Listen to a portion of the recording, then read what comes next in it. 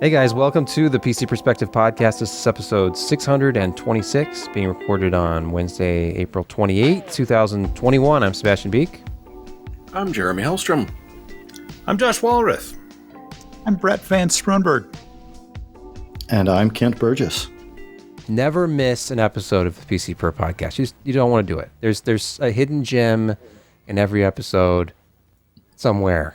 And you can subscribe at pcper.com/subscribe to find out when we're going to go live roughly 20 minutes after we say we're going to. And you can support the site at Patreon. Become a patron of PC Per, PC Per patron of the PC Per Arts, patreon.com/PC Per. And easy for you to say. We have more. We have more on that vein. It keeps the mice running around inside the electrical wheels, that keeps the server running, and you know, all that interesting stuff that keeps this thing flowing along. But we do have three new members this week, and first member is Chasing Shadowa, a new patron member. So thank you very much, Mr. Chasing, or should I say Mr. Shadowa? You know, how do we know that it's Mr.? Exactly. Maybe it's a they. Mm-hmm. Maybe it's a she. I don't know. But thank you, Chasing Shadowa, and then a John Kim, which sounds like a Mister. I mean, John. I would say and then so, yeah. I think we may have brought this one up last week, but I just wanted to make sure to put a double slather on this one to say, hey, thanks, KR Ducky. Really appreciate the support. So, and if you want your name embarrassed out loud here, just go in and change it if you're an existing patron member, or go in and make a change to your patron membership and change your name. And I usually do some embarrassing stop the show right now moment and read whatever it is you type. It's not as embarrassing as it is exciting. You know, it's a moment. It's your name in lights. This is the point in the show where we go to Laramie, Wyoming, and hope that Josh has had something interesting to eat today and documented it with photos, hopefully. Yeah. Let's see. Let me get up the gallery so I can read off what it is. This one was interesting. You know, I keep saying, dang it, I'm just going to have a regular cheeseburger. I'm going to just see what one is like, because all their burgers are just kind of, you know, crazy and out of this world. And then I heard what it was. It was the black and blue burger. 2 Cajun seasoned patties, blackened, if you can believe it, topped with Cajun mayo. That in turn is topped with smoked blue cheese. Who smokes their blue cheese? These guys obviously do. And finally, at the very top is a layer of bacon. And 2 sesame seed buns. Whoa. Yeah, and the fries were a little soggy, but still very tasty. Gotta let Sebastian know about the veg portion. What veggie portion? I guess the fries. Fries. Yeah, the soggy fries. Probably. The bun, I guess. I don't know. Yeah. Moving into our top stories tonight. Intel Optane. Everybody's talking about it. And it's not dead yet. Believe it or not. I can't. Is this a consumer or a enterprise-focused launch? I think they've realized that they're only going to sell Optane to enterprises. I'm sure that this came as a crushing blow to Al and his dreams of, you know, filling every home with Optane. But yeah, so these are, and it's not just Optane ported to, here it's a consumer model, but we made it look a little fancier, so it's enterprise.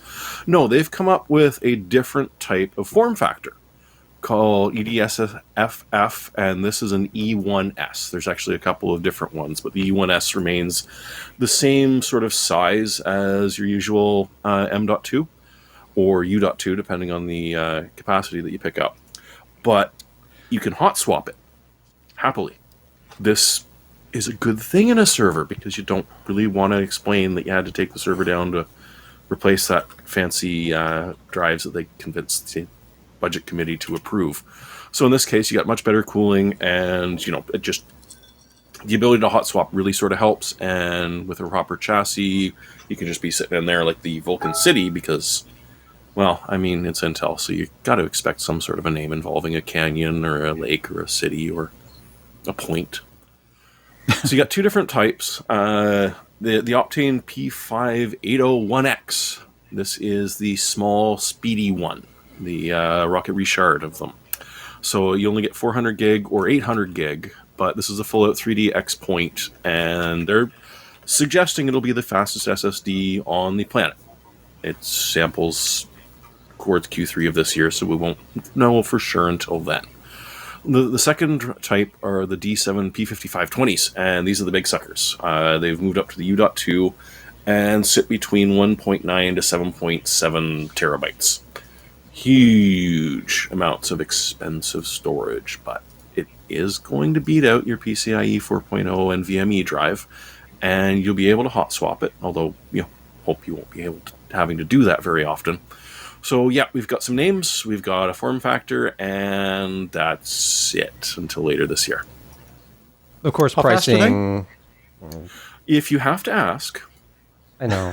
It's all different in that world anyway. You're quoting quantities and... No, Optane is its own special kind of different. Oh boy, okay. So it's not like tray prices on CPUs is what you're telling me? No. Okay. You negotiate and integrate. Yeah. And, yeah. Well, because in theory, they're also, if one of them goes belly up, you're on a contract to have one shipped immediately out. I don't want to know what the insurance on that FedEx pack is going to be like. That much money. Will Alan Malventano actually show up with each of these to install them? On the premium price plan, yes. However, nice. He comes in the box. A certain amount of commitment. It's more like an Malventano. It's like a crate. You open him up, and he comes out like a. It's not even a very big crate. You get it, and you're it's like a submariner computer. No, it's Alan. He's just sitting down. He is sort of a U.2. He stands up. Hey guys, what's going on? Exactly. It's the average size of a nuke of a nuke tech submariner, if you can know what I'm saying. Yeah. The only problem is that he will not leave until he involuntarily upgrades your car in some way. Which is fine with me. Or tells you in great detail what you're doing wrong. Yes. He's very friendly about it, though. Sure. He's always willing to help. Videocards.com, in a post tagged as a rumor, GeForce RTX 3080 Ti, May 18th, ? NVIDIA is now expected to unveil its RTX 3080 Ti graphics card on May 18th, according to a forum post. That NVIDIA made. Was it what NVIDIA made? Right. I mean, I could straight up ask Can you read this? It's from of course I can't. X-Preview. I mean, it's not like an MSI shipping container. Oh, there's a TI. This is more difficult to read than an MSI palette. You know what I'm saying? All right, let's see what the supposed specs would be. These are all estimates. We've talked about this before. They're not this GA102. Oh, video cards! You're so great. 225. Yeah, to be leaked. There's a picture forthcoming. I think that would be the same cooler design. Is this just as a 3090 again? I mean, the joke's on everybody here because this is just going to be something that people can't buy anyway. I know. Supposedly, what is it? Shipping to the US. Yeah, scroll down that page, Sebastian. This is the only thing I've seen that gives any substantiation to these rumors. Yeah, this is what I was talking about just a minute ago. Yeah, I just didn't see these photos on that on the video cards website. So these are shipping containers from MSI that are labeled with the 3080 Ti. That's really the first time I've given really any credence to these rumors. Simply because it doesn't seem logical to me for NVIDIA to be releasing another card at that price range at this time when not just NVIDIA, but no one can fulfill their silicon orders right now. Yeah, like we need another SKU. That's what you're saying. What's the point? Well, I mean, they had the plan and they had the roadmap out. and they're sticking to the roadmap. It just is our dumb luck that the demand is absolutely sky high. And when I say sky high, I really means demand is unprecedented. These people are making so much money. It's not even funny. Everybody up and down the line. Yes, there are component shortages. It is challenging to get products out, but they're selling everything that they make, and it's making everybody mad. Because except for the lumber guys, the miners, the and the lumber guys are just scalpers, as they're happy. doing well. Yeah, but no, it's Newegg is I'm kind of gonna bitch about them a little bit. I mean, we kind of expected them to at least stay to MSRP. There would be no sales, but at least stay to MSRP. And now it's like $150 extra over MSRP. Plus, they're gonna give you some kind of crappy combo on their shuffle. Yeah, but they're still selling stuff because people want their cards, especially like the 3060 Ti. 3080s are still popular, even though you're not going to get one for under $1,200, and that was the MSRP of the 3090, right around there, $1,200 to $1,300. Yeah, I think so. 15. So it's screwy, and I've talked to people from other companies that are partners, and they're like, we ship out as fast as we get them in, and demand is really, it truly is unprecedented for this generation of card, both from AMD and NVIDIA. And so, yeah, I mean, it stinks that NVIDIA's throwing another SKU, but at the same time, it's kind of good that they're throwing another SKU because, they've got chips built up that, are failed 3090s. And so they've got a 3080 Ti, and they can make a little bit more money on that, and they throw it out there. So consumers have a different choice what to spend their money on if they can.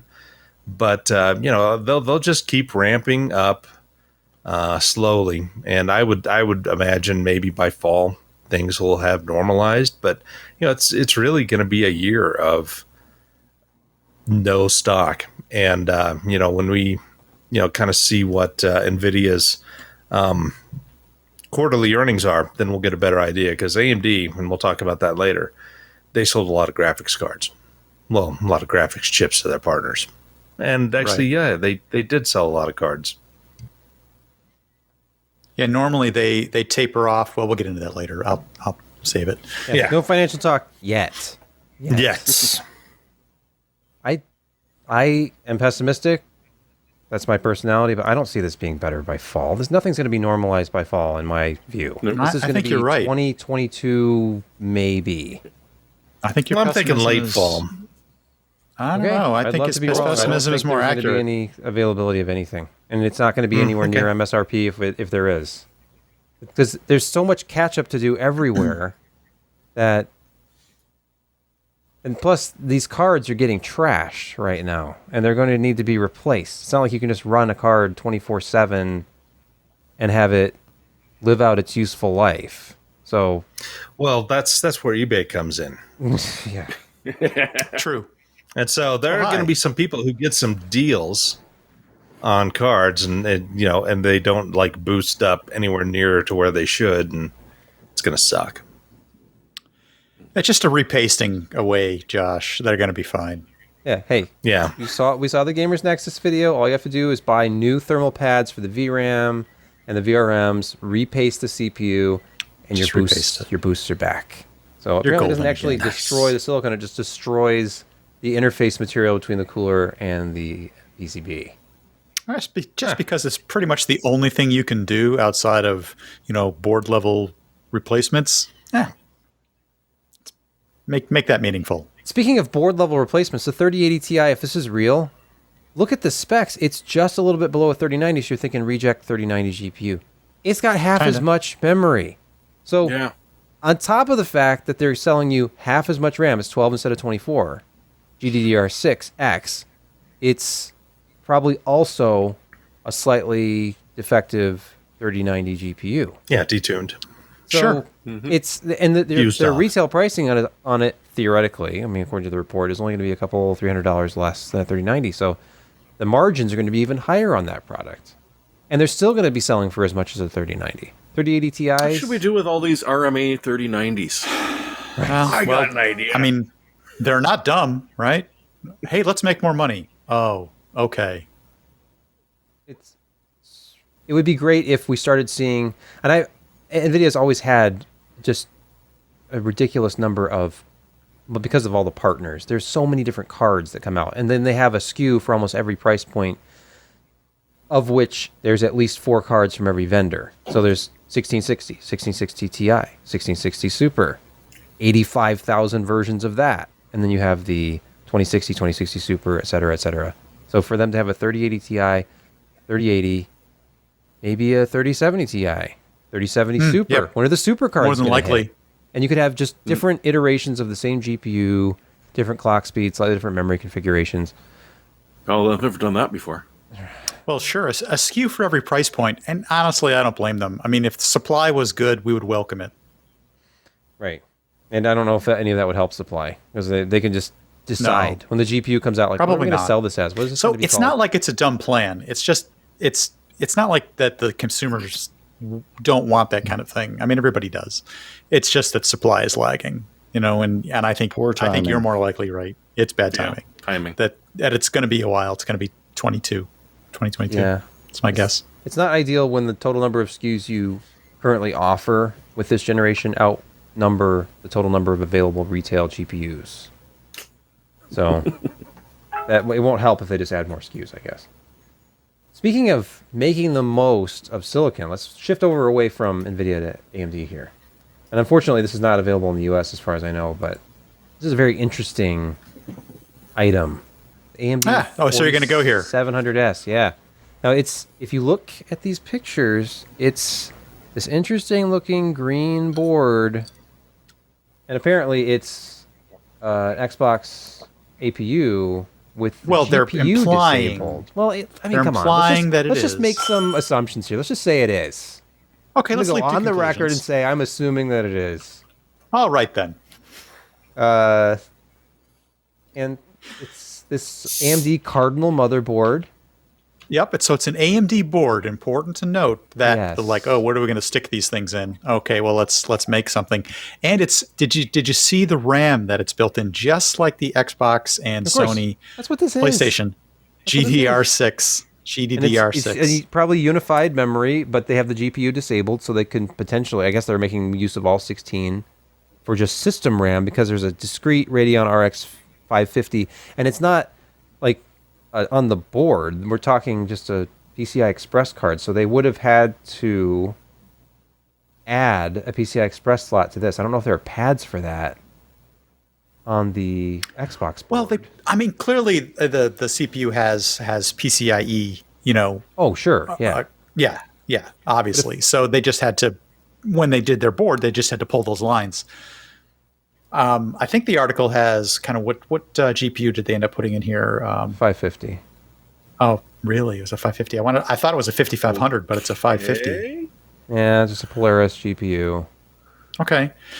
But maybe that was there it is, the price. The price of this, I went and converted it a little while ago. It's under $700 US for the system. And it's an ITX enclosure, clearly only sold in, was it, I remember which Asian country it was. Was it Taiwan or was it? I can't remember where it was. But interesting all the same. Like, what are they going to do with their Xbox chips that, fail spec?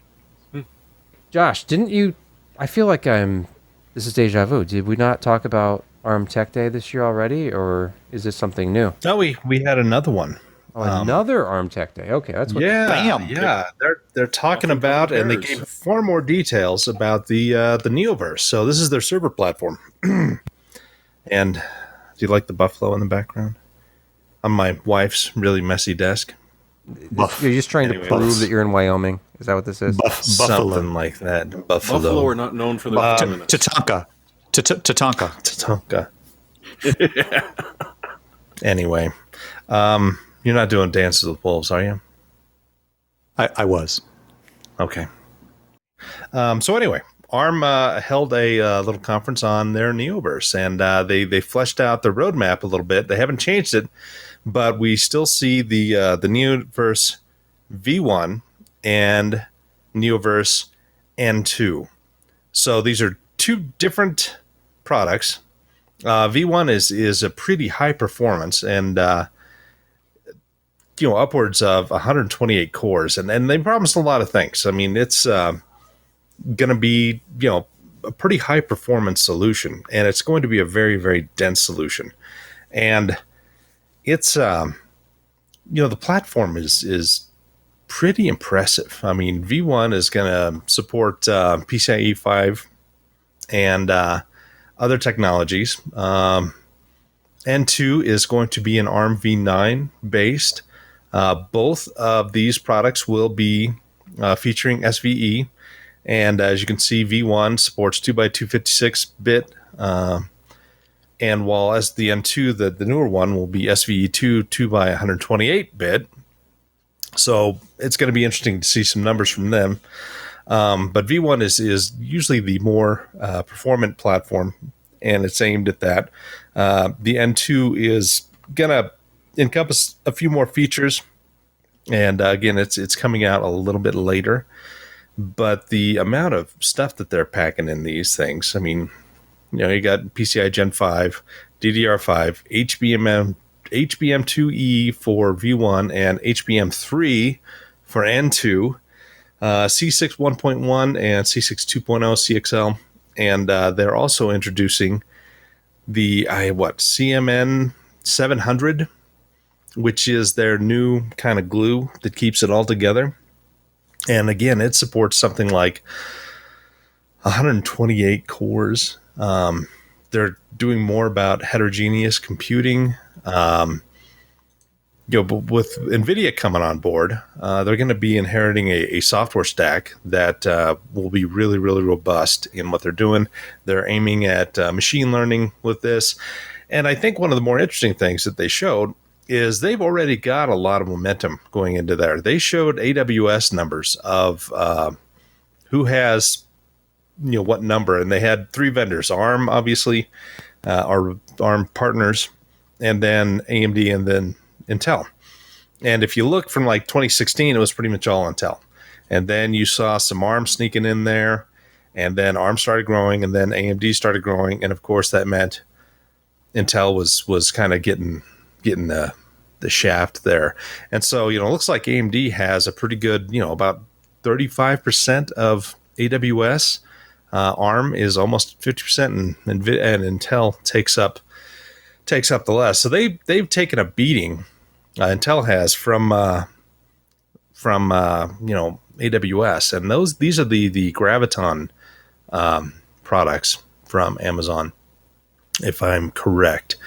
But they have specials on them for it's like try them out for free for X amount of time. I think this was one of the current deals. Typically a little cheaper than if you rent out the AMD and Intel servers, but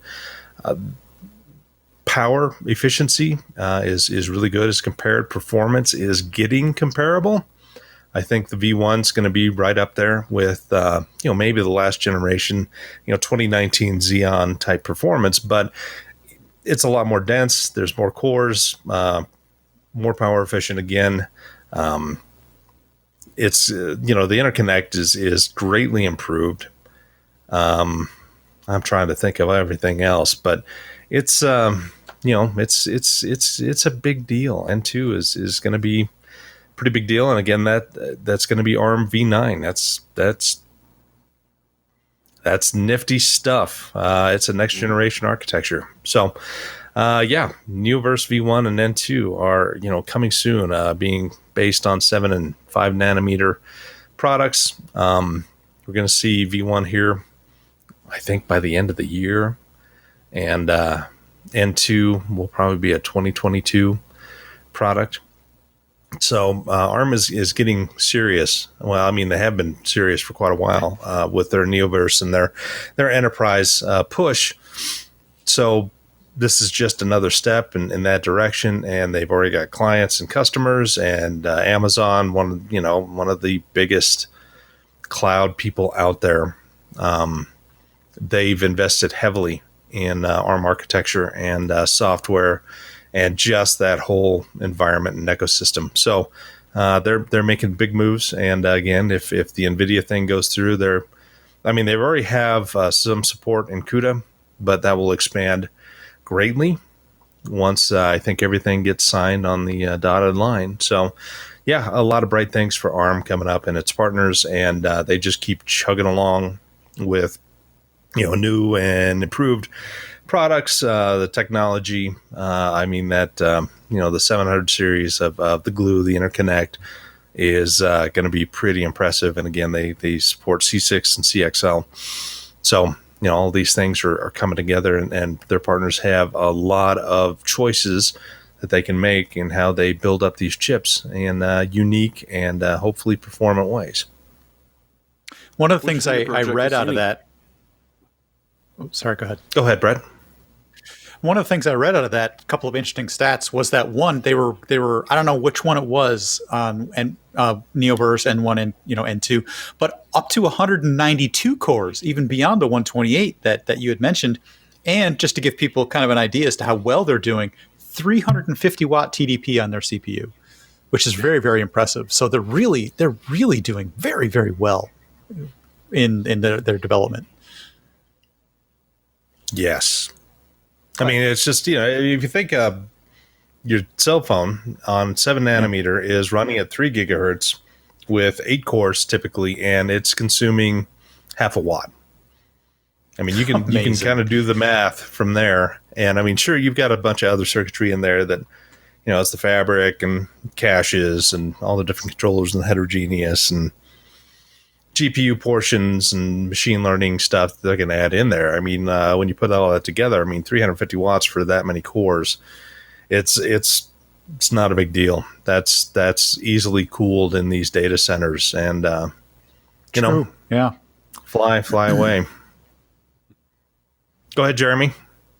I was going to ask what you thought of the talks about Project Cassini and trying to, give a very light hand to the unruly group that is everyone that licenses their IP to try and get a little bit of standardization going so they can try and extend the lifespan of some of the new stuff coming out. Because that's very different than norm usually goes. Yeah, if they talked about it, it was pretty quick. Yeah. I don't know a whole lot, so sorry. No, essentially what they're saying is, I wasn't sure if it was covered because I didn't get as much coverage as I think you managed to get, or at least I hope, because it's nice to think of you hanging out with the ARM guys, even if it's only virtually. This will change. Yeah. So the idea is that one of the things that they were talking about is the amount of 5G infrastructure that ARM is hoping to push out. And that's stuff that you want to put up and forget about it for, 5 years or so until the next generation is, really worth rolling out. And the thing with a lot of the ARM hardware is, and most cell phone owners have noticed this, is after a generation or two, the old stuff just isn't going to work. Like, you're not getting any patch cycles going anymore because it's really cheap and easy to abandon one low cost, low power ARM chip for a new one and just let the old stuff go.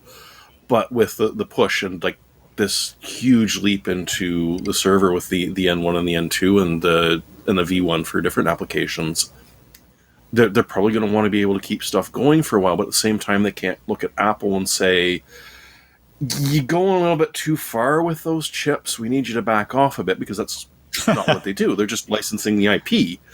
But they're sort of trying to herd the cats a little bit to say, some of this stuff, you're going to want to be able to maintain it.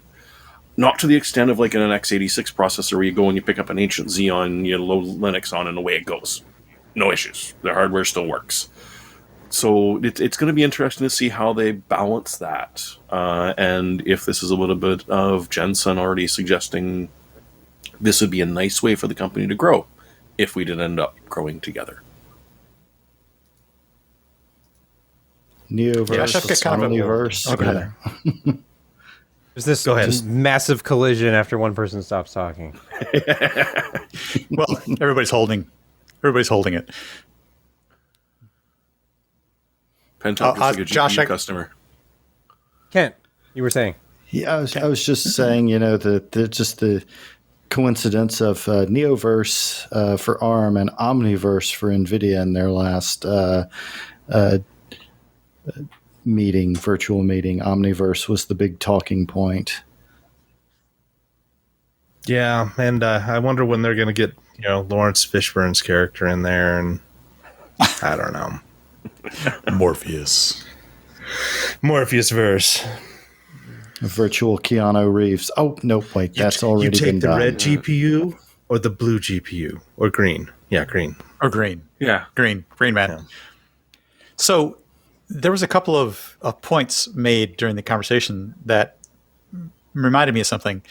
What do you think is happening in a more macro sense regarding like where's x86 going versus where ARM is? And clearly, I mean, as a legitimate example, look where Apple's kind of taking that architecture and where ARM is projecting they're going to be with V1 and N1, and saying, what does x86 have to do in order to sort of stay with what it is that they're doing? Or are we destined to eventually kind of move to a different architecture, do you think, in some number of years? Because these are just so good. I mean, and people call me a fanboy or whatever. I mean, Apple's sort of proving it. They're really showing it. This is a good way to go, and we can get a lot of performance out of this for not a lot of wattage. Right, if you optimize for it. All the software that's optimized for it runs better than it did on their Intel machines. Well, some of the Intel binaries, translated actually run better than they did native. Really? Actually, through Rosetta 2? Yes. Yeah. Yes, that's actually true. Yes. Odd. You mentioned something about what exactly is it about the uniformity of ARM code versus x86? The instruction size is actually the same, so the instruction decoder actually has a much easier time of it on ARM architecture because all the instructions are the same width. Whereas when you're doing instruction decoding on an Intel CPU, they have various additions that have come on over the years due to the way that where they started from and their binary compatibility that they've had throughout the ages. I mean, honestly, you can probably, I'm not sure this is exactly true, but you may be able to still run very, very old code on a very, very new CPU. And that's because the instructions are figured out by the instruction decoder on an Intel CPU and executed properly. And that takes time. It legitimately takes a lot of time. Whereas the instruction decoder and branch prediction and how deep they can do decoding, predictive execution on an ARM CPU or an ARM-based kind of architecture is more efficient. Not that they can't get deep on an Intel CPU, it's just easier for them to do it on an ARM CPU, and that is lending some of what you're seeing in these ARM architectures like the new Apple M series of why they seem to be so quick for not a lot of wattage. That's just one of the factors, but yeah. Well, I mean, ARM at the very beginning, I mean, they were focused on energy efficiency because they're all going to be used in mobile devices and everything. And I mean, we've had this, RISC versus CISC discussion. Thanks, Kat. Hello. For years. And I mean, people have been, if you remember back in the 90s when Alpha and Spark were big deals, I mean, everyone's talking about RISC is the way we're going to go. And RISC is the better way to do it. Everybody's going to go to RISC, and Intel won the CPU wars in the 80s with the servers, and everything else, kind of went to the side. ARM is doing amazing things with their architecture, and it's, it is still RISC. But where RISC really helps, again, is like you said, it's at the front end. But everything beyond the decoder, Intel and AMD are really at parity, if not better performance than what ARM has, because ARM is still aiming at 2019 products with these next generation things, really. And where they're going to make money is that it is, again, the power and density. But when you're talking about IPC and how efficient the threads are in multi-thread situations, it's probably not going to be as good. They've got a ways to go. There is a lot of secret sauce that AMD and Intel have, and you add in that the software infrastructure for x86 is robust, to say the least. I mean, it's the de facto go-to thing, and for now, but. And it's changed, and it's going to, we're going to see some shifting here, and the backwards compatibility of code and x86, a lot of those issues were really fixed by x86-64. AMD was really on top of it when they introduced that ISA. And Intel was like, well, let's, we'll cross-license that from you because it makes a lot of sense, because they were working on Itanium. They threw billions of dollars at Itanium, and it just obviously didn't work out for them. And instead of reinventing the wheel, they went ahead and said, what AMD is doing here is actually quite good. And that removed a lot of the issues. And I mean, if you look at overall power efficiency, there's getting to be less and less difference in between x86 and ARM. In between how ARM has become a better performing solution and how much better AMD and Intel have gotten at, the front end and decode, and you throw in process technology. And soon these architectural differences don't make as much difference, because now you're talking design.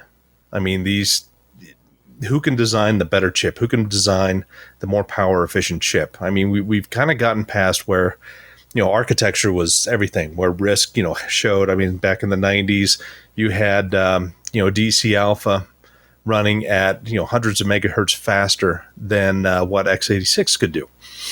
And same thing with like Spark and all these other guys. But yeah, it's.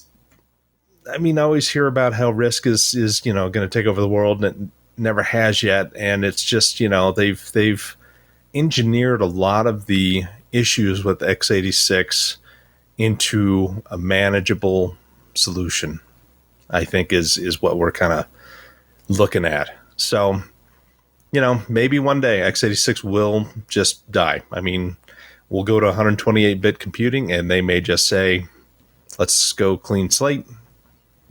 But that's not going to happen for a long time, I think.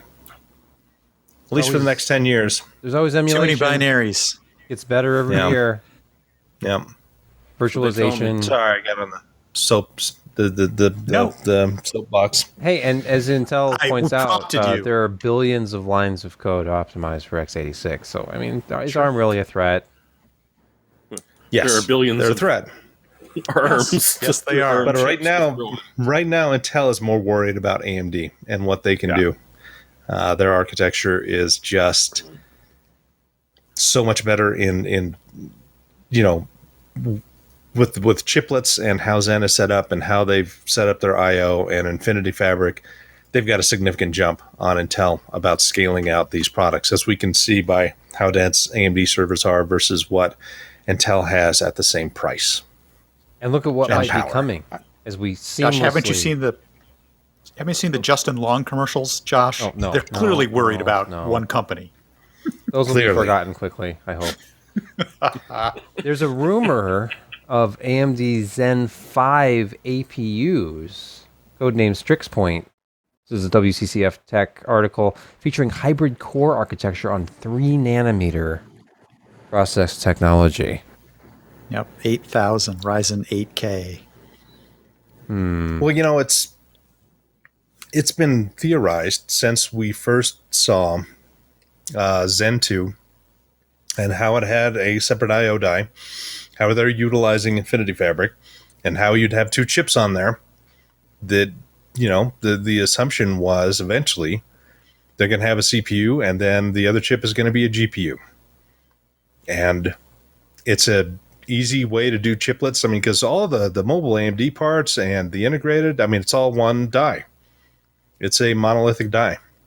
We know that may not always be the best way to do it. It's the best way for AMD to do it now. I mean, obviously, there may be other issues involved with getting those 2 chips to work together. And previously, they were unable to do it effectively, but, times change.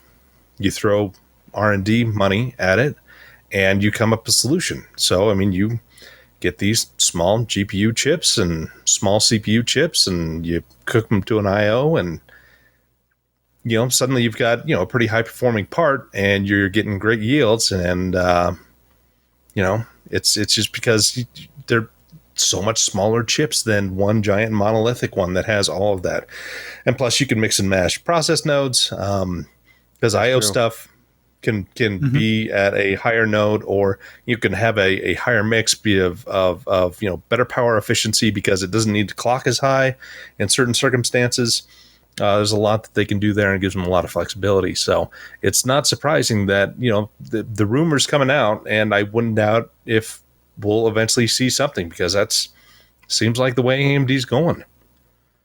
Do you think it's going to take 3 nanometer for them to have the density for a single chip, a monolithic die, to have 16 cores, or can they do that at 5? Because our current roadmap only goes to 5 nanometer. I think so. Yeah, no, I mean, I wouldn't doubt if they could do it at 7 if they wanted to, but there may be just issues that they need to add features to Infinity Fabric and adjust how data is shuffled around in there. I don't have that kind of answer, but I don't think it is a function of die size. I think it is a function of functionality. What about all that getting cache? Architecturally speaking, where on the die is the cache? That's not external. That's per die, right? Per it's in the CPU chiplet. So to have as much cache as they do, which is an insane amount for a consumer CPU, I wonder if that's a partial limiter, because the architecture does not really allow them to scale down the cache. I mean, on the mobile side, we see less cache because they have fewer cores. No, I mean, the mobile side is they've got 8 cores and 8 megs of cache for the 5000 series. 16. It's 16 threads, 8 cores, and I think it's like 8 megs of L3. I thought it was 16 for some reason, and it's 32 on desktop, but yeah, no, 32 desktop. I mean, you can cram a lot of SRAM in there, and it doesn't take up a whole lot of space, and it takes up less power, and plus they have better power savings functionality built in, and so caches aren't as horrible as they used to be, which is why they were usually so small, but fast. And we can go back to the Pentium 4 and talk about trace cache and crap like that. That was all done for power efficiency, and now we're kind of at the point with FinFETs that the physical functionality, not mechanical but electrical functionality of FinFETs, it seems like they're more helpful to cache and power efficiency and how it's able to hold into charge. So it's I don't know.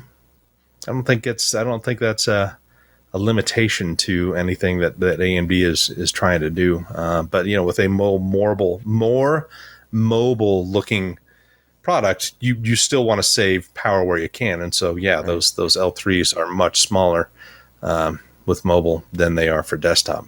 Apparently, Josh, go ahead. Ports anyway. Big little is what they're going for. So it'll be big would be Zen 5, little. This is all obsequious. Like, it'll be interesting. The new caches ... Looking at the memory subsystem, will be somewhat closer to current mobile SoCs. This is reports via Twitter and the usual sources, and who knows? This is all too early to speculate, I guess. Which we were just talking about as ARM, so you can see sort of the cross-pollination of concepts and ideas. That was the leak roadmap ahead for Intel too. Was that they were eventually going to be going big little as well.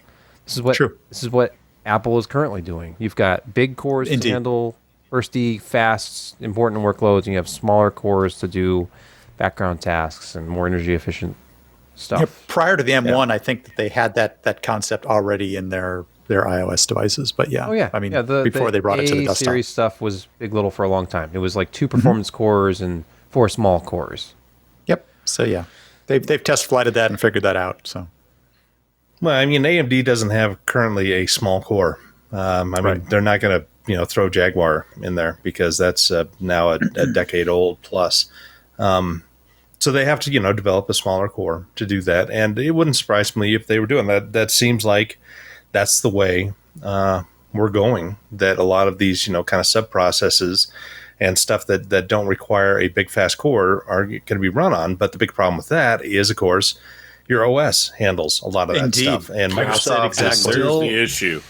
Yeah, and Microsoft has been a little bit slow in doing this effectively. Android and those guys, they've kind of been forced to focus on that a lot sooner than obviously the x86 guys. I mean, if you can remember back in the day when NVIDIA was talking about they had 4 high performance or 2 high performance cores and then 1 low performance core, and then they were able to do the software stack so that, like your touchscreen response was sent to the low power core. And, you had much better response, and you had multi-finger gestures and all of that. And, it wasn't taking up any, time on the faster CPU cores. And, that was 12 years ago or so. Well, maybe 10. But anyway, same thing. ARM has had Big Little for ages, and they've worked with Google and the Linux people, and they've gotten around a lot of the hurdles with, being able to effectively utilize small cores, which of course you're going to have different cache sizes. And when you start snooping caches and you've got different cache sizes, that makes things really, really, really complex. And so you have to put things in there to kind of stop it from doing that, but at the same time sharing data and, cache hits and dirty cache and writes and copies. And, it's a lot in the software, not so much hardware. So, yeah. Pretty soon you got a Spectre vulnerability on your hands. Yeah.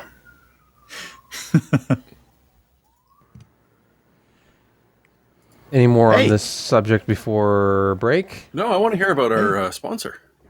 Let's take a quick break to talk about our sponsor, TextExpander. Start typing right. Accuracy still matters, especially in your professional life, dealing with clients or customers, suppliers, and even the media. It helps build trust when what you say as a team and company is error-free and they're all singing the same tune. Keep all your communications consistent and accurate with TextExpander. In our fast-paced world, things change constantly, and it would not be an exaggeration in saying that errors in messaging often have significant consequences, like a bad tweet can get around the planet amazingly fast. TextExpander lets you make new and improved messaging available to every team member instantly with just a few keystrokes, ensuring your team remains consistent, current, and accurate. So get your messaging right every time. Expand content that corrects your spelling and keeps your language consistent with just a few keystrokes. Your team members will consistently know the right message for the right person at the right time, without relying on memory or copy and paste. Keep consistent to your brand or team policies. PC Perspective Show listeners can get 20% off their first year of TextExpander at textexpander.com/podcast. That's textexpander.com/podcast. Check it out to learn more and get 20% off your first year. Are we back? We're back. Hey. And it's time. Hey there. It's time to talk about money. How well did AMD do, Josh? AMD did extremely well. They've had a year of essentially record quarter after record quarter. And they're adding to that with Q1 being yet again another record at $3.445 billion. Now, if you think 2 years ago, they were barely scraping like 1.3 billion.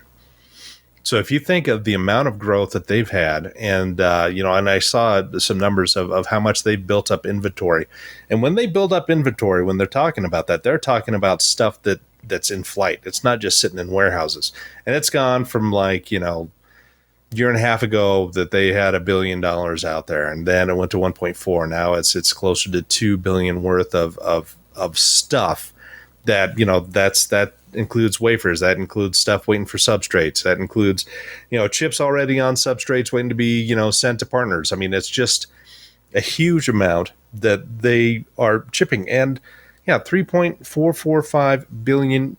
That's double that 95% growth from Q1 2020. I mean, that's just ludicrous. And I mean, they made their net income was something like $550 million. And they've never done this. I mean, okay, they once probably got close to that because Intel paid them $1.2 billion or something like that. And so they came out ahead that quarter, but that was many, many moons ago and under, very different circumstances. But, their CPU are selling great in mobile. It's growing. On desktop, it continues to stay there. But of course, Epic servers have apparently doubled over the past year. And so their compute group has done very well, and that includes, I believe, GPUs. GPUs have been selling very rapidly, as we well know. And if you take a look at prices for 6700, 6800, and 6900 parts, they're bonkers, ludicrously priced, and they're selling out. At least AMD at AMD.com, every once in a while they will release new cards there for actual MSRP price, but you've got to be extremely, extremely lucky.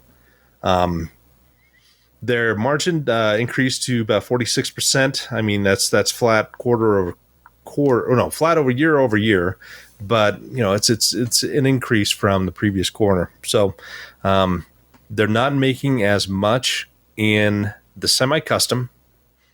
I mean, the big rollout last year was really where that came to the fore, and now it's just kind of that's royalties being paid, and not the big payments for when they first released these products. But that's been more than made up by Epic sales. Epic, you've got Rome out there, and now you've got Milan. Milan's been shipping now for about 2 quarters.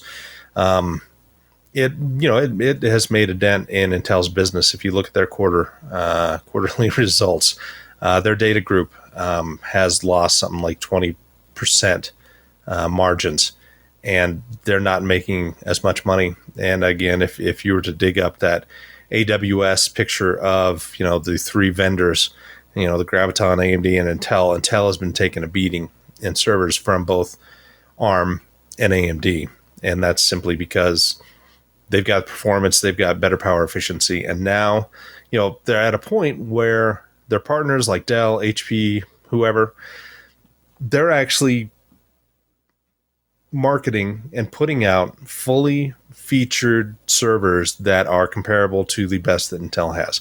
I mean, if you go back 3 years ago when Epic was first released, their offerings were much more bare bones, not as interesting. Didn't have all the bells and whistles and things like that. Now that's no longer the case. I mean, they're focusing on really building up these AMD products in the server realm, and so Epic is doing extremely, extremely well.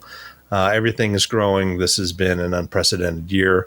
I didn't think that AMD would get to $3.5 billion in revenue a quarter anytime soon. I mean, I was expecting them to stay at the 2.2 to 2.5 for a couple of years before things started going up. But now, they've blown through that ceiling, and they're approaching, NVIDIA $4 billion a quarter numbers. And that's fantastic for consumers in ways, if you could actually buy parts. But yeah, no. And next quarter, well, let's just, go back to Q1. Q1 is typically the slowest quarter of the year. Sales typically drop off 20 to 30%. They call it, seasonality. When they talk about seasonality, it's the post-holiday. Q1 is where, the budgets are tightened up. People are buying less stuff. There's not as many sales on. It's, again, post-holiday. And that's not the case. They've increased throughout the entire year, and now they're looking to get to $3.6 billion in Q2, and that's what they're thinking. They're plus or minus $100 million in there, which, it's $100 million in between friends. So they're either going to be staying flat, or they could, seriously make, up to $3.7 billion if 2Q is as good, if not better, than Q1. So their outlook is good. They've gone something like, barely having $1 billion in free cash, and now they're sitting up at like $3.1 billion. So they're flush with money.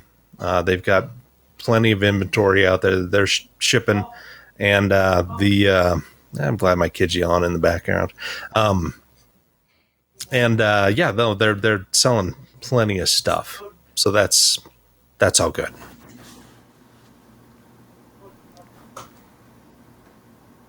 Any further comment on the financials before we move on?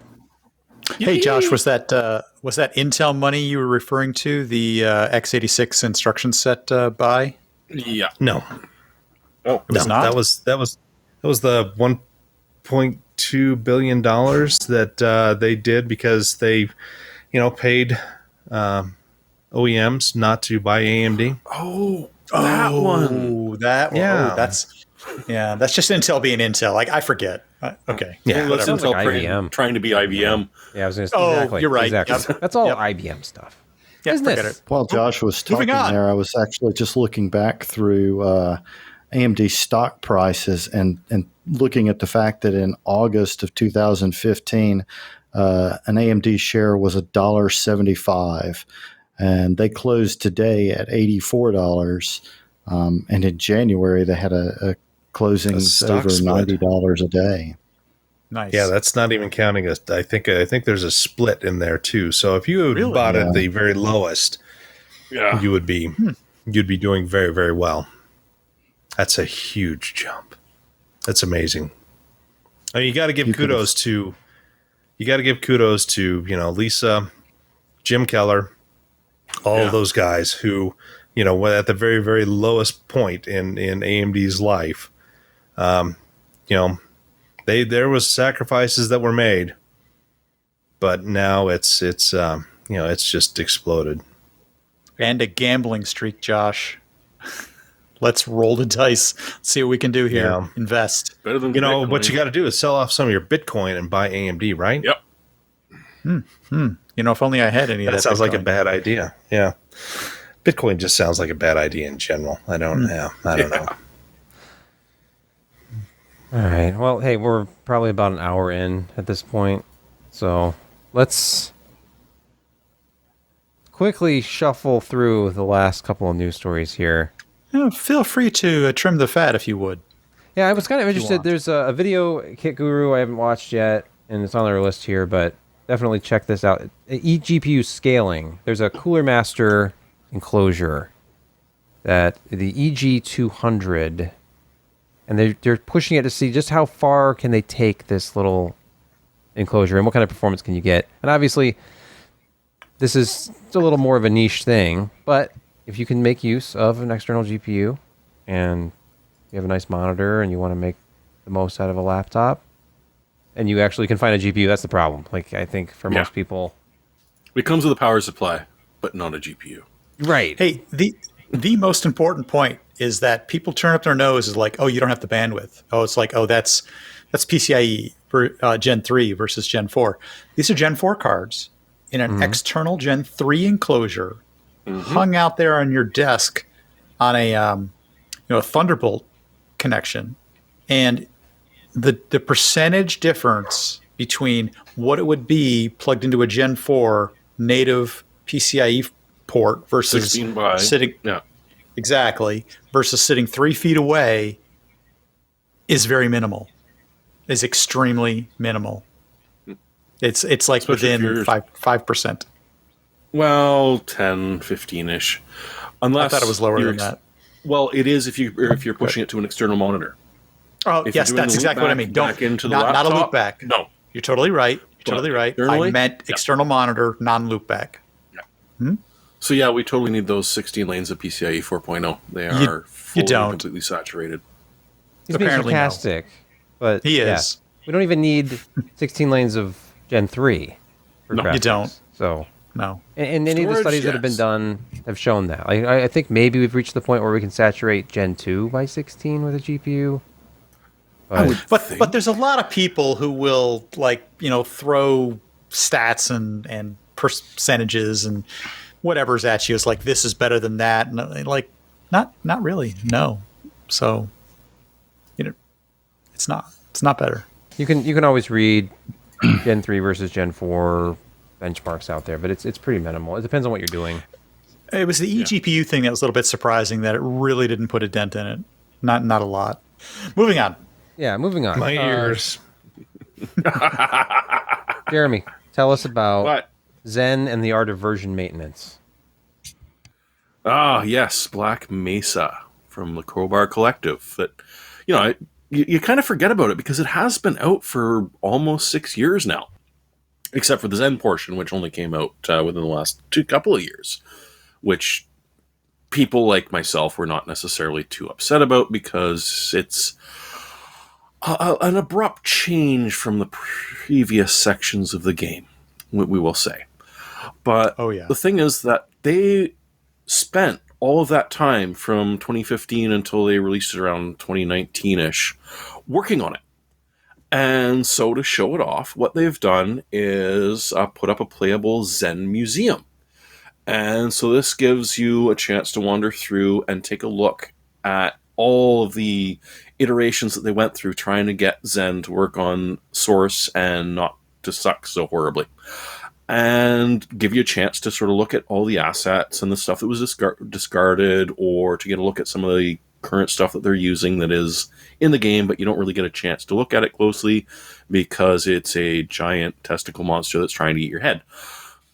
The other thing they did was put in a total of 56 playable maps into this museum. So not only can you just look at the assets, you can actually take a run through some of the earlier iterations of Zen and, see how they did all of this insane stuff to port the ancient original Half-Life onto the Source engine. So it's a hell of a lot of fun, and it's really nice to see them giving you an insight into their development process and, a bit of a museum of the development of a game. It's not something you honestly see very often. They don't like you to show you how the sausage is made. So in this case, they are quite willing to expose it and give you a chance to not just look through it, but try it on for yourselves.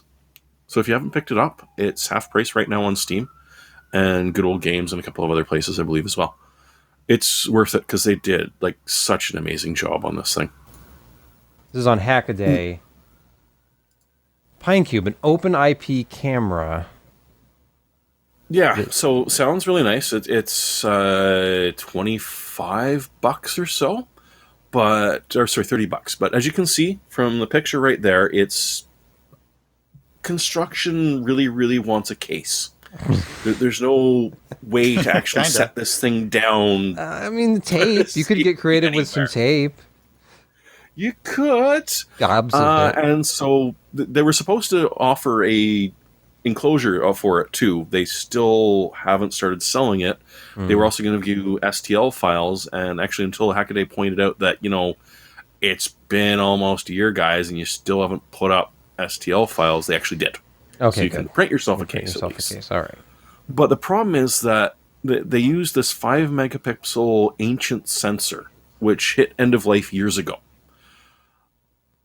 So yeah, it's compatible with freaking everything, but at the same time, it's not great, and you're not going to be able to replace it. And it's an S3 SoC, so it's based on the Cortex A7 with 128 megs of RAM. And so they were finding, the guys that were playing with it at Hackaday, that just trying to grab a resource pack from online to update some of the code was pegging out the memory. And so you would sit there for 10 or 15 minutes until it finally crashed out and you could try again. They compared this to if you grabbed Raspberry Pi Zero W with a camera.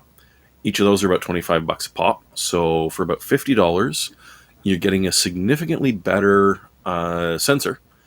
It's still every bit as supported as the old OV5640 is, but it's still new and running, and you can get replacements for it. So the PineCube looked like a brilliant idea because it was just dead simple. You need an IP connected or an internet connected camera that you can just put somewhere and not even think about it again.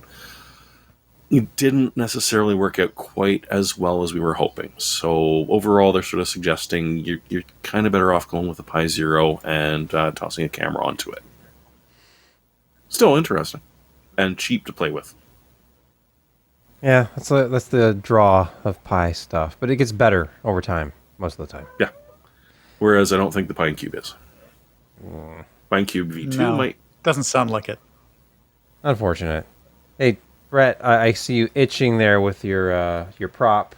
Tell us about the new ToughAir fans. You know what? A lot of people see that as ToughAir. It's not. It's ToughAir. You got to read all of the letters. But I see hair not. when I that would be TugHair. That would right. be yeah, TugHair. it is, and that is what happens. That's a marketing problem that we should probably forward on to ThermalTake and say you might want to revisit the spacing and maybe the intercaps on this. Kerning is Kerning. Kerning is Just not another good. question for ThermalTake. How can air be tough? Look, they figured it out. You can have that Here. happen. I've got some nice pork Let and me beans explain. that'll- Now imagine if you throw. Let me explain how the air can be tough. that heat sink, it's going to hurt, and you got to be tough to handle it. See, Fullstan in This the is- chat, he knows. this that is Asus has liquid- tough TUF, so they have That's true, tough they do. TOUGH. Because that's Yep. the correct spelling. tough. I don't know if you can, if this is possible to make out through the video at all It here, looks like a but fan. We're seeing a it fan. is. It looks like a But- case fan. Hey, thing. there's See- weird striations on there. can you see the weird striations in that? Yes. That's Yeah, right. It looks this like is recycled Sterox. plastic. No, it's Is it Sterox made from or- a bunch of hairs which are all compressed into Is a it matted It hair? could. It could very well be matted hair, but it's not. It's liquid crystal polymer. What isn't that just a fancy way of saying hair? I mean, No. I'm no scientist, but isn't that A just liquid hair? crystal polymer, also known as fiberglass. It's Oh, liquid crystal Yes. polymer. Dude, are those really It could light? be Are those fiberglass, fans super but it's light? not. How light They is are that fan? really light. Oh, yeah. They're really light. One of the claims of fame to another it famous fly? fan manufacturer. You're talking about Yes. Noctua here? Can you actually turn it up high I enough for RPM that am it takes talking off? about Noctua. Another claim to fame from a famous fan manufacturer is that their fans are very, very special, made of that LCP material. ThermalTake is talking about this kind of the same material, although that the other famous fan manufacturer have said that, yeah, it's really difficult to make that in a dark You can- color. Well, look, we're media. ThermalTake We can has kinda talk- done we it. can use the brand names. This isn't yeah, PR. we can. I'm not And trashing anybody besides, here, though. Noctua put out black ones. So they Right, did have the eventually. Redux stuff. I just want to let you know, I got a couple of these. I got the 310 and the 510 in. So I got these two deals, 310 and the 510. I happen to have the 510 actually out of its cage right here. I just So want this to know is what the- retention mechanism looks like. Is this direct? I will show plate, you. I will show you. It's or kind of direct- interesting. Direct Let me show you. contact. It's kind of interesting. It uses these plastic mechanisms that what they do, yeah, they're kind of interesting in that you use short screws and Oh, I that see. you bolt the backside onto the fan like this. Okay, got Hey, that? I have a question. And Why then are we that, still talking about the fans? I want to talk about the heatsink. and then that gets clipped onto the heatsink. This is a very, very stylish Nice. heatsink. What about the base? with where it actually connects with to the no CPU? with no RGBs? It's direct. It's direct contact. Okay. It's direct. It was all, You it's see all going that? to be about how precisely milled it is I and how felt good the it. It retention mechanism is. I'll have to get out the laser, micrometer, measuring flatness device, which means I'll probably just kind of lick it. This is going to be an epic review. Just kind of lip it. No. Yeah, it's going to be Okay, epic. enough Apple references. No lickable. So I'm talking about how stylish it is. You know what? The lime iMac was very Right. tasty. That's all I want to say right now. Yeah, The new green one. you went too. there. Hey, at least it was useful for Tangerine. something. Tangerine, very delicious. Hey, Josh. You know what? Apple could make a fortune if they did scratch and sniff cases. Or just lickable Ye computers. gods. Scratch and sniff's going to be easier than lickable. I'm totally serious. Yeah, That would anyway. work. Hey, I'm serious about Josh telling us about the IcyDock. It's the return of the JoshTEKK review. It's back. It is. Josh, Yeah. oh my gosh, Tom. yeah! Don't be no sarcastic. I'm laughing. slowly but surely catching up. So anyway, IcyDock sent me a removable NVMe dual bay 3.5-inch unit, and these can handle NVMe sizes from the 10 up to 110, or is it 30? I can't remember. Anyway, it's $143, which is a little pricey. 30. 30 is the smallest it can do, and then all the way to 110. It's adjustable. It only supports PCIe 3.0, so it's not 4.0 compliant. However, for somebody who needs removable NVMe support, this is a really nice thing. This thing weighs about 2 pounds. If you throw it at somebody, it's going to draw blood. It's all like metal. The trays are mostly metal and some plastic in there. The locking mechanisms are the typical, hot swap, removable type drive bays. Nice clicky, nice feel. It locks. It is a metal heatsink on top of each of those drawers. So they provide the thermal material that you can put on there for when you install a SSD, NVMe SSD. And so I did put a PCIe 4.0 one in there that runs a little warm, and it just, it stays nice and cool. I mean, it's just, there's so much mass and thermal mass in that entire dock that it really doesn't care that if you're running a, 8 to 12 watt PCIe 4.0 SSD in there. Construction is great. Performance is pretty much identical to a native M.2 slot. In fact, it was slightly a little faster for some strange reason. I don't know why. But I tested the Samsung SID 970 EVO, both internally and externally, and then externally the Sabrent Rocket 4 Plus. You can see the performance there. I mean, just, a very, very quick benchmark. I didn't go into huge depth because, I mean, essentially there's no component in there that's going to really slow down a drive. I mean, it's essentially just PCI lanes being routed through a, what do you call that? That's U.2, Josh, right? SAS cable. What's that? Yeah. U.2, right?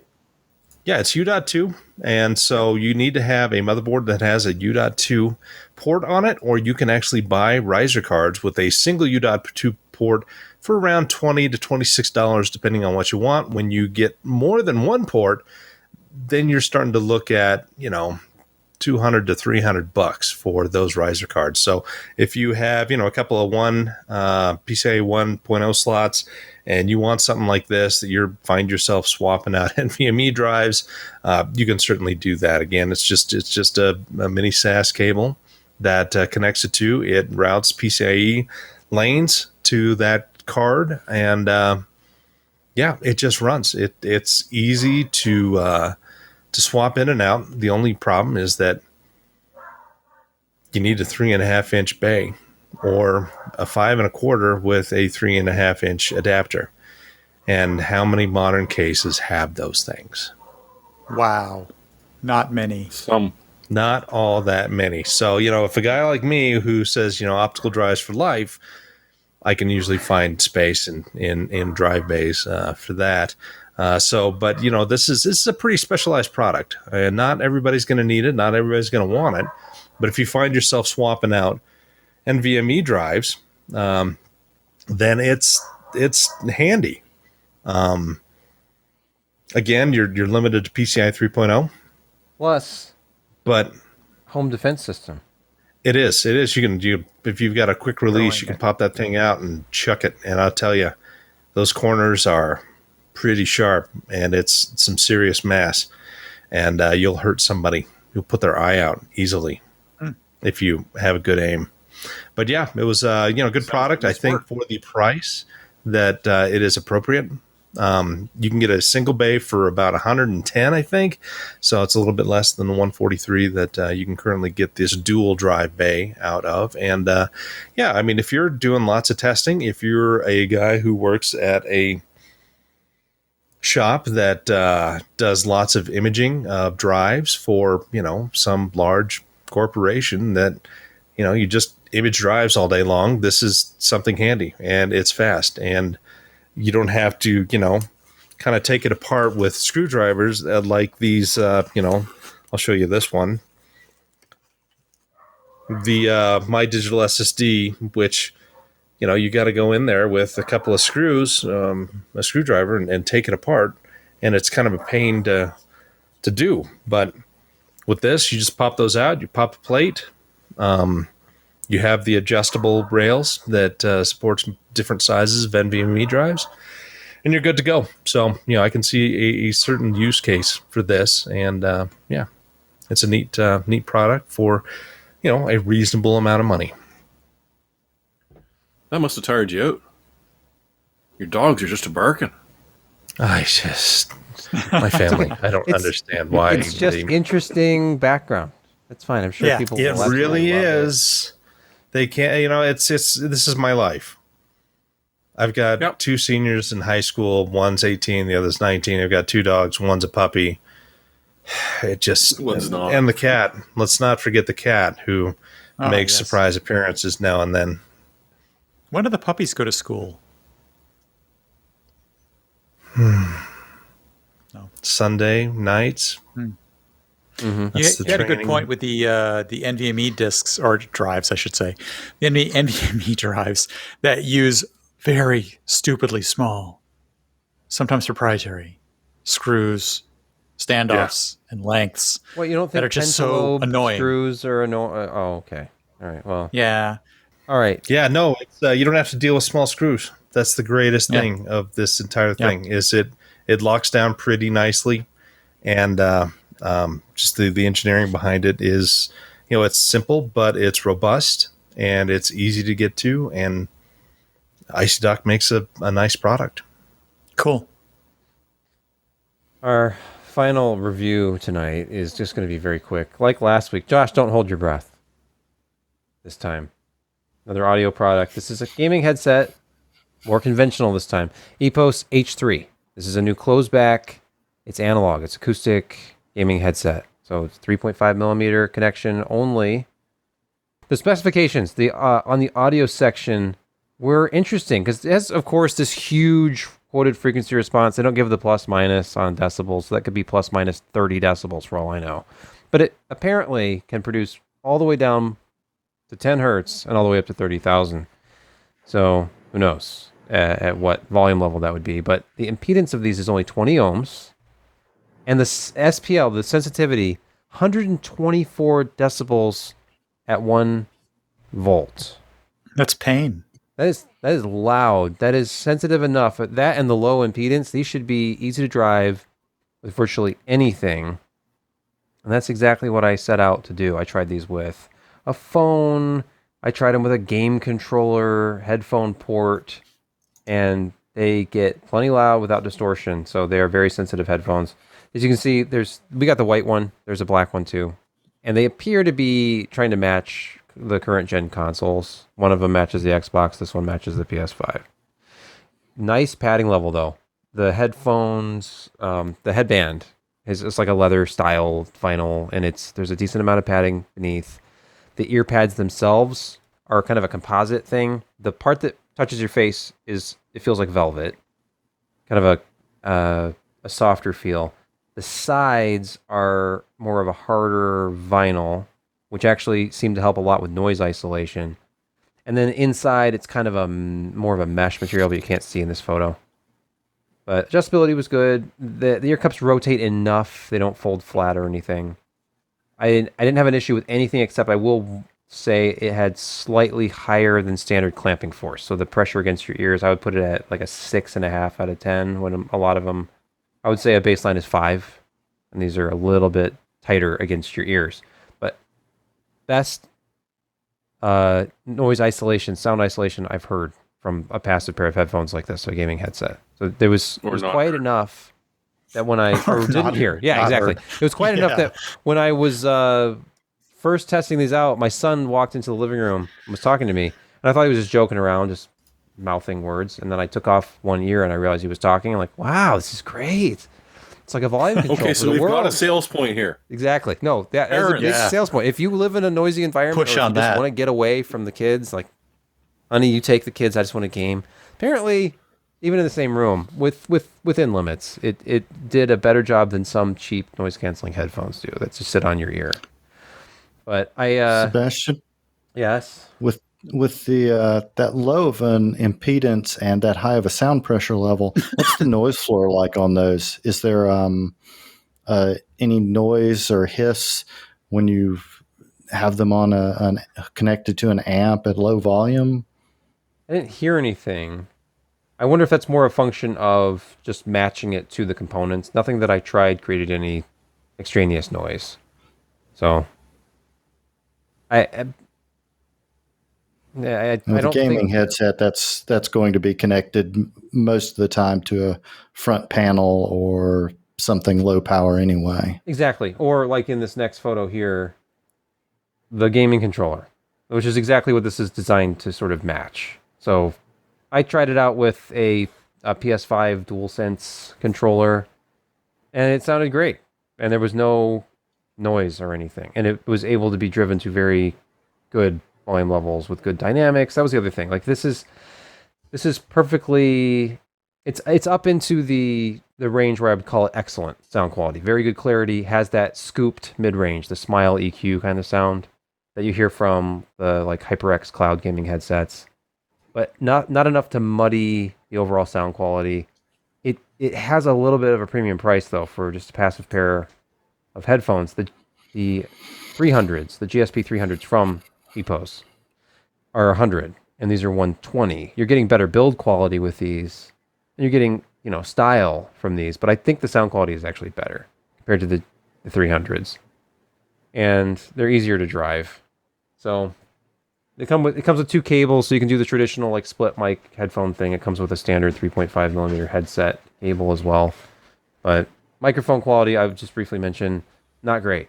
And they claimed in the features, like their talking points, the second point, studio quality microphone. Well, it has the crisp in-game chat they mention. It has a very upper mid-range trebly kind of a sound. That's definitely crisp. And it's clear enough, but I couldn't really detect any actual background noise reduction at all. And there's no bass whatsoever, which is in itself noise cancellation, because any kind of low hum in the background just isn't picked up by the mic at all. But yeah, the mic wasn't great. They rarely are. It's sad that this many years into checking out headsets, the best mic I've ever heard is still like a mid-range Logitech headset from a few years ago. Like a 400 series. I can't remember the name right now, but... Well, this fascination with the removable boom arm, like it just, you already know they've given up on quality. This one... Oh, wait, Josh. I did a podcast with this one, and it... Yeah, it wasn't if you guys remember that, it was a while. That was actually okay. Pretty decent. It's the Corsair 860. The haptics. Of course, you get the buzz from, when somebody sneezes into their mic and, and the haptics go off. And that was Kent. Kent did that. Yes. That was a cough, not a sneeze. That's that H3 review. $120, so it's up to you if it's worth that, but they are definitely easy to drive and they sound good. Speaking of sound good, what is this on our list? Oh, it's Josh. It's pick. Speaking of sound, it's a pick. Wait, we're moving into picks. Okay. Picks of the week. Yay, picks. Okay, you know what? I haven't had a standalone Sound Blaster card since literally 2005, 2006. And it was an Odyssey 2ZS. Yeah, I think that's it. Anyway, it was a fairly high-end card at the time. It was released in 2003, 2004. And then I went with a AMD series of cards afterwards. And then probably around 2014, I think, no, it was 2016. I believe that my AMD Phenom 2, no, it was anyway, one of these stinking AMD AM3 motherboards started to die, and so I decided, I'm going to spend the money, and I'm going to get an Intel product. I'm going to get an i7-7700K, because I'm tired of not having the gaming performance and not like the extra threads and all that. And, it didn't have a PCIe slot, so I wasn't able to reuse one of my higher end sound cards at the time. And so I just went to onboard motherboard audio, and it was okay. It was good enough. I mean, they've made leaps and bounds in terms of onboard audio with motherboards from, what we saw 20 years ago, which, was absolute garbage, but it worked. And I mean, they've improved the signal quality, but, a motherboard is still a very, very electrically noisy place. And even though, they do things like they separate the power plane off from the audio portion, and they often light up the kind of, PCB separation in between those two, and they try to isolate it as much as possible. You're still, sharing a lot of real estate with the motherboard, and the motherboard guys, they want to have as many possible features as they can. And so, audio is compressed into a pretty small thing. And so I decided, what the heck, I need to try a standalone card again. And so I got the Sound Blaster AE5 for about $142. It's the Sound Blaster X, well, the Blaster X. It's it's got a Saber DAC in there. It's the Core 3D sound chip, which has quite a bit of DSP functionality. Their software is a lot better than it used to be. It's not a huge download. It's like 130 meg download for their entire control panel. Extras on it, like I can't even remember that Scout mode and some other audio things. And they've got all the different creative. You can adjust your sound to these different environments, and it's a significant improvement over even higher end motherboard audio. So I was really quite happy with this purchase. And I'd like to see more, standalone sound cards. Now they come in PCIe 1, by 1 slots, and they're very common. Software support's really robust. Drivers don't seem to have any issues. I mean, if you remember some of the first PCIe sound cards that came out, there were issues with it because everybody was, they had PCI cards. This does have RGB support and even comes with a RGB LED strip that you can plug in there and control and mount somewhere on your case. And it's silly, but you can actually run it, I believe, without the power plug-in. I think the power 4-pin Molex only does RGB stuff. So if you don't need that, you can just plug it in, install software, and go. Again, it's got, the headphone amp is pretty decent. It's a bi-amp, 1 amplifier per channel. So you don't have a single amp, powering both channels, and you possibly get a more separation and a little bit better audio that way. And it's a nice, solid, little card. Jeremy, what is your actual pick this week? Oh, just to torment some people that were mentioning in the chat about how incredibly difficult it is to find the new Ryzen processors in the States. Well, hell, up here in Canada, we're having sales on the damn things.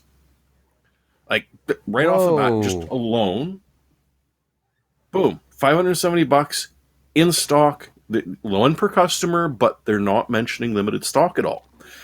In fact, they're so brave that if you just go on newegg.ca and search for a 5800X, you get your choice of bundles with about 5 different PSUs, ranging from like a relatively cheap Roswell 700 watt to up to an ROG Gold Plus rated one, and for ridiculously low prices. I think the most expensive choice brings you just over $600 Canadian. Hold on, can you explain to me why shipped by Newegg you've got a Ryzen 5 5600X for $800 and the 5800X for $569?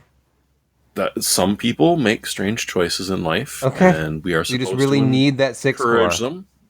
Yeah. Yeah. No, I don't know how to explain the pricing, but yeah, right now there are some ridiculous deals. The 5900X is also in stock and also on sale if you need those extra cores. Really? Yeah, I don't know what happened. Apparently we got a whole crap load of them recently. I would not expect it to last for long, but for now, if you need one, do it. And if you know somebody in Canada that can ship you down one, do the translation over to the US, and it's actually a relatively good price. And you can buy it. What is 569 Canadian in US? I don't know. Like, what is that in real money? I don't know. In real, 500. I didn't say real money. Let's see. 569 freedom units in freedom dollars. Freedom bucks. That's $462. Yeah. Which is under our MSRP here too. So that's it's over. It's $449. Well, it's a little bit over, but you can get it. Correct. I thought you could get the 5800X. It's been the 59 you can't get anywhere. Yeah, there's been a mix. Like sometimes you can, sometimes you can't. Okay. Right. What did you find on your Apple supply website for us this week? I totally represent the question that you're implying. Yet this is a universal pick. It is a very nicely apportioned wireless speaker that comes in black or white, more like almost a bedside, simply because it has a clock on it as well, and a radio built in. Kind of an interesting device. Normally, this was like a $300 unit, original MSRP. It's $69. It's Klipsch. Is it? Yes, it is. Where? Yeah, it's their down market. Is a division of Klipsch. All right. Klipsch bought Yamo several years ago, actually. Okay. Yep. It's refurbished. So look at this. It's refurbished. It is. And that was what drew me to this particular one, is that, wow, that's actually a pretty reasonable deal for a decent Bluetooth speaker with a couple of extras thrown in, such as, clock and a radio. But it make a great bedside unit. So, yeah. And it's got a USB charging built in. So it's got a USB port for doing charging, wired charging, of course. It's not, wireless nowadays. But yeah, decent unit, kind of cool looking, and with a remote, and only $69. MSRP was almost $300. Nice. When does the offer expire? Like 5 minutes from now? No, there are actually only about 30 units split between the two. There's like 18 of one and 14 of the other. So if you are interested in this, you better move on it. Something that's not going away anytime soon. The Sugo 15. This is my pick. I'm working on a review. It'll probably be done by this weekend or early next week. But Silverstone. It's a small case. The Sugo series has been around forever. It's like their cube-style mini ITX cases. This is taking that concept to the kind of premium side, evocative perhaps of Lian Li, with aluminum outer construction. It's still a steel frame, but this is the silver one here, which is the one that I actually have, and it's also available in black aluminum, but every outer panel is aluminum. And in fact, I actually switch over to my camera here. I have it right here on the desk. So it's cool. About 14 inches deep, 9 by 12 or 13 on the front here. But as you can see, it's ventilated on all but one of the sides. This is what I chose to make the bottom just because I didn't have any vents on it. You can orient it however you want. But it holds just about anything. It holds a full-size ATX power supply, graphics cards of just about any length. Anyway, it's a little bit up there, like compared to the other SG cases that are out there. This one at about $164 is certainly higher. Silverstone seems to run fairly expensive. Do you think that they have the quality to command that sort of price? I disagree. I think Silverstone tends to be mid-range for pricing. Really? This is a high-end for them. Like the LD03 was kind of an aberration, that smaller, all-tempered glass exterior mini ITX case I did last year. But in the past, I mean, I'm thinking $99, $119 for mid-tower cases. And they always have cheaper options, too. My favorite case of theirs ever, besides the Fortress series and the Raven, was actually the Temgen TJ08E. The TJ08E, yeah, I like that one too. It's great. In fact, it would go great with Josh's review because it has that front 3.5-inch bay still, and a 5.25-inch bay. Ooh. They actually revved it. If you go to Silverstone's site now, they have another one. See that they in the TG chassis they actually have a rev of that creates a RAID bay, up top. So they've freshened it, they've updated it. Okay, I almost got that one. Yep, that's the old one. Yeah, it has that huge 180 millimeter fan on the front. That's correct, and a huge array of storage bays just behind that 180 fan as well. So look at the new one, and you'll see they've got a RAID bay up top. It might be one of their server class. Oh, look under products again and look for like storage. They've got computer chassis, case type, go to storage. HCPC? No, I don't think it's that. It's by series. Case storage series. Yeah, look at that one. Okay. Right up top. Yep, that one, CS. So there it is right there, the CS330. Oh, okay, there yeah. it is. Yeah, you can see it's based on that. Yeah, it still has the 3.5-inch bay. Exactly, but they've taken that top out and they've turned it into a 3-disc hot swap RAID bay. That's addressed by a single SATA. So that's a hardware fan out for 3 drives. Really? From inside the case. Do you have this case, Brett? I almost bought this case. Almost, nice. But I researched it at the time. Oh, removable motherboard tray. That's finally the chance to use your sex port, and they went with a single SATA. Look at they've got an interesting GPU support bracket in there too. It's an X bracket. I'm sorry, it's a CPU cooler bracket. Look at it right there. You can see at the bottom of the picture. Yeah, that was in the 10 Gen TG08 as well. Okay. Yeah, exactly. Yeah. So it's a rotated layout, or not rotated. It's inverted. Inverted. Mm-hmm. Okay, so it's very efficient use of space. Yeah. You can power supply top mount. Yep, full size ATX power supplies up top. Like you always had to be careful to make sure it was either a non-modular or a smaller modular, like a 140 deep, to actually get it crammed in there. And then there was if you're just using an optical drive. I guess I was back then using an optical drive as well. So anyway, yeah. But this would take up an MATX, of course, which is like one of the most interesting motherboard sizes. Well, you could put ITX in here too, but this case was designed to cram as much crap into a micro ATX build as possible and have good airflow. Yeah, kind of cool. All right, who is next? That would be me.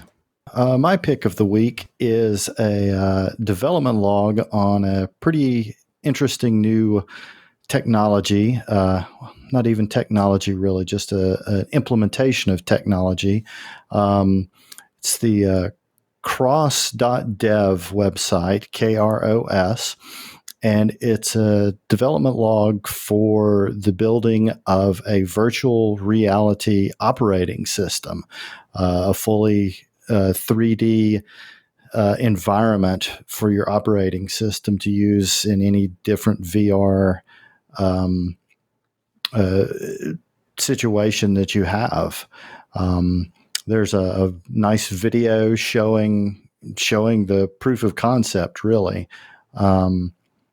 It's very interesting. It's done in Linux. It's all open source. So when it's ready for funding and further development, looks like it's going to be something that you'll be able to use on any various VR headset. But it's really interesting, too, isn't it? So this is like a 3D construction set for designing your own interfaces and stuff, or kind of like whatever. It looked very interesting. Yeah. Well, it looks like he's tracking the hand, not anything he's wearing on the hand. Absolutely tracking the hand, yes. See, what's the hardware requirement for this? Just does it work with any headset, or is there a specific requirement? Yes, it should work with any headset. Like I say, it's in very early development stages. They're using a Vive, apparently. It looks like she's using the hardware that it's being developed on is an NVIDIA Jetson. Makes sense. But the website goes into a lot of different details. It talks about the software stack, the current hardware that's being used, just the progress. There's a sign up for the YouTube channel and the Twitter feed for updates. But I found it very interesting and pretty cool. I like the open source aspect. It's good. Me too. Yes. Mm-hmm. And it's all Linux based too.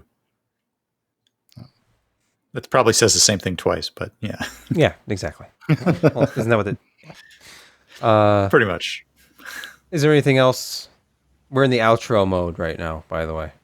This is outro, but before post show. We've been recording for 2 hours. It's after midnight on the East Coast, so it is. Sorry, I was so verbose. I'll try to do better next time. Josh, we had a couple of heavy Josh topics in the rotation. I was going to say, anytime there's financials, it's going to be AMD Financials and ARM is fun to talk about. ARM throws a party. Okay. Well, hey, thanks for watching and listening. Probably more listening than watching, but either way, we'll be back next week in some form to do it all over again. And Josh will have another burger, we hope, and there'll be exciting new topics that have nothing to do with product availability. Good night, everybody. Good night. Thanks. Good night. Right. Thanks for watching.